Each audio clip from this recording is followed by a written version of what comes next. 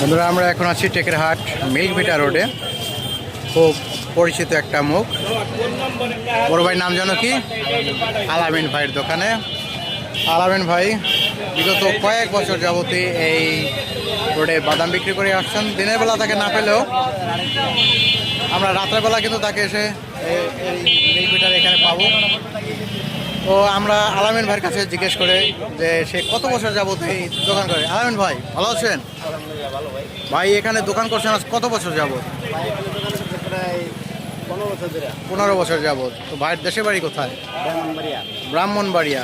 তো ভাই ব্রাহ্মণবাড়িয়ার আমরা যেটা শুনি, নাম শুনলে কিন্তু আমরা ভয় পাই, এখানে একটা আতঙ্ক। সেই আতঙ্কের ভিতর থেকে আপনি এখানে এসে এত সুন্দর ব্যবহার, আপনাকে দেখলে তো মনে হয় না আপনার বাড়ি ব্রাহ্মণবাড়িয়া। ভাই আতঙ্ক শোনাই যায়, এমনি ব্রাহ্মণবাড়িয়ার মানুষ অনেক ভালো। ভাই আতঙ্ক এমনি মানুষের মুখে শোনা যায় খারাপ, কিন্তু অনেক ভালো। আপনাদের এলাকায় আমরা ঘুরতে যেতে চাই, বেড়াতে যেতে চাই, কি বলেন, নেবেন? আপনাদের এলাকায় আমরা বেড়াতে যেতে চাই। ভাই কি এই এলাকায় বিয়ে করছেন নাকি? আমাদের এলাকায় কেমন মনে হচ্ছে আপনাদের?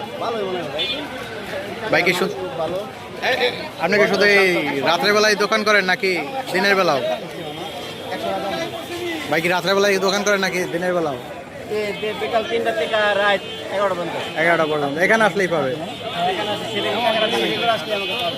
এই হলো আলামিন ভাইয়ের ছোট্ট একটি সুন্দর দোকান, যার মুখে অল টাইম হাসি লেগেই থাকে। সেই হাসি মুখ আমাদের আলামিন ভাই।